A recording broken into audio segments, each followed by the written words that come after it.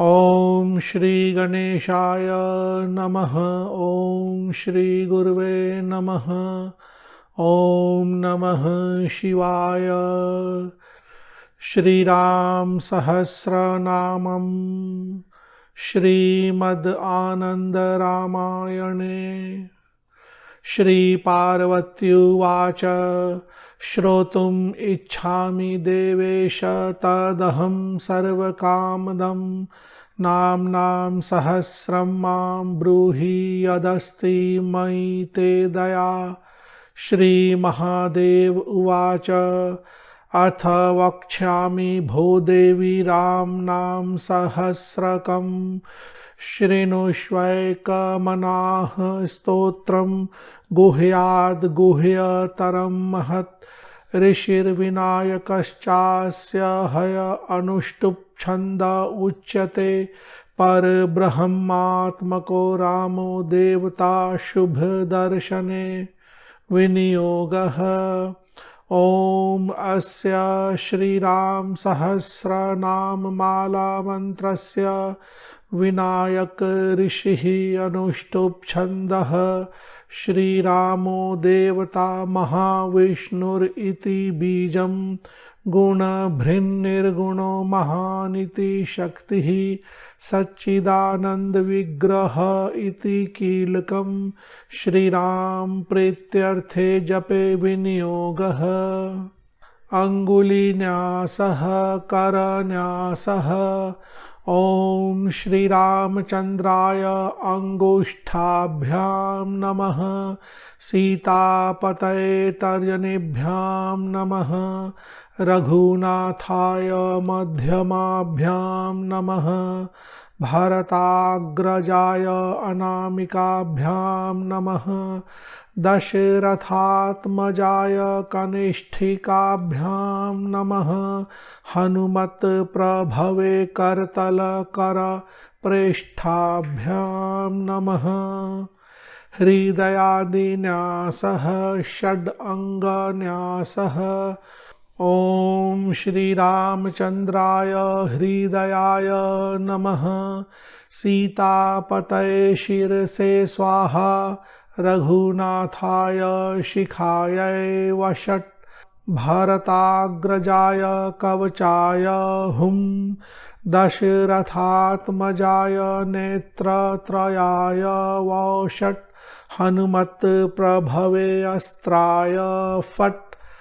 अथ ध्यानम् ध्यायेद् आजानुबाहुं धृतशरधनुषं बद्ध पद्मासनस्थं पीतं वासो वसानं नवकमलस्पर्धी नेत्रं प्रसन्नं वामाङ्कारूढसीतामुखकमलमिलल्लोचनं नीरदाभं नानालङ्कारदीप्तं दधतमुरुजटामण्डलं रामचन्द्रम् वैदेही सहितं सुरद्रुमतले हैमे महामण्डपे मध्ये पुष्पकम् आसने मणिमये वीरासने संस्थितम् अग्रे वाचयति प्रभञ्जने सुते तत्त्वं मुनिभ्यः परं व्याख्यान्तं भरतादिभिः परिवृतं रामं भजे श्यामलम्।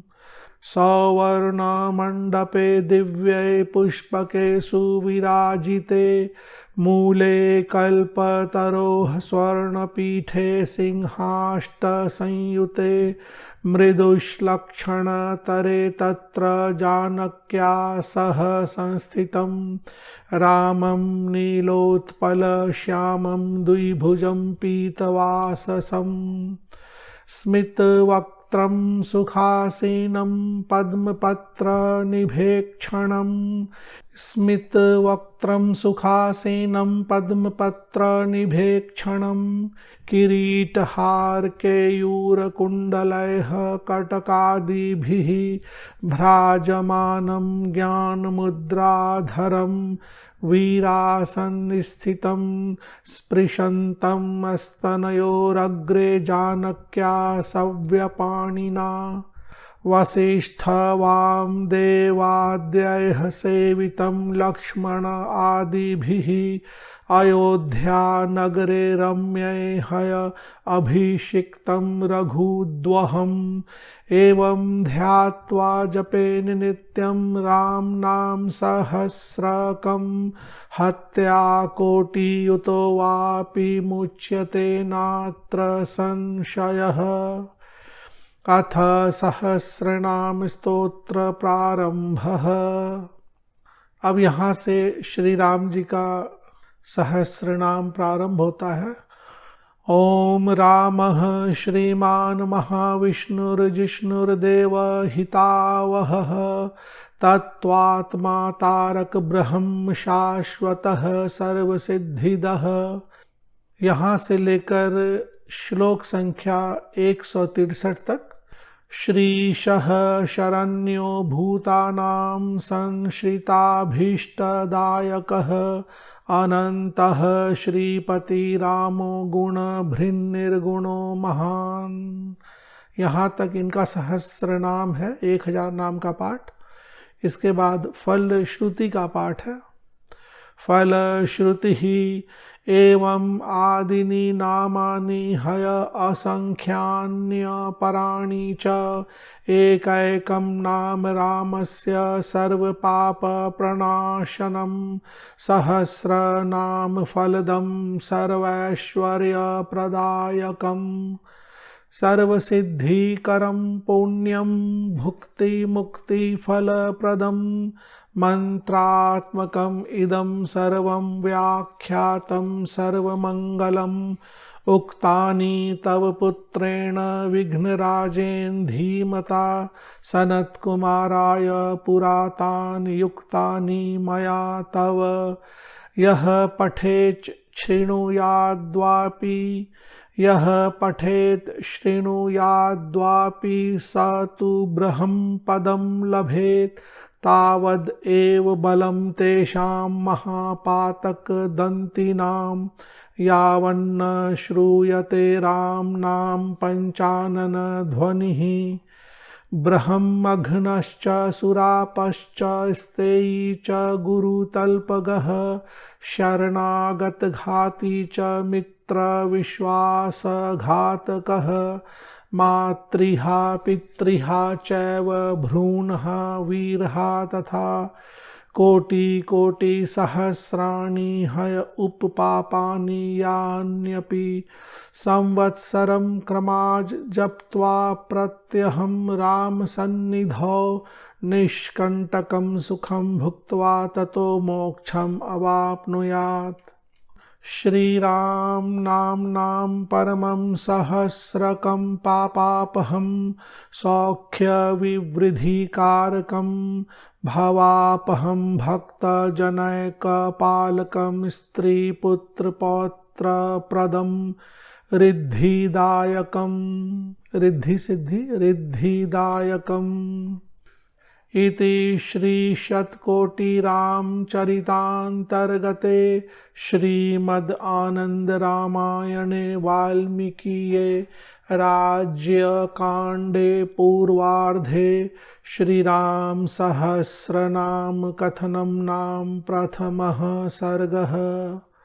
तो इस तरह से भगवान श्री राम जी का सहस्र नाम है और यह आनंद रामायण वाली प्रति है। और भी अन्य पुस्तकों में श्री राम जी के अन्य सहस्त्र नाम भी मिलते हैं, तो यह आनंद रामायण वाली सहस्र नाम है। प्रारंभ में कुछ श्लोक पूर्व भाग के हैं, पूर्व पीठिका के हैं।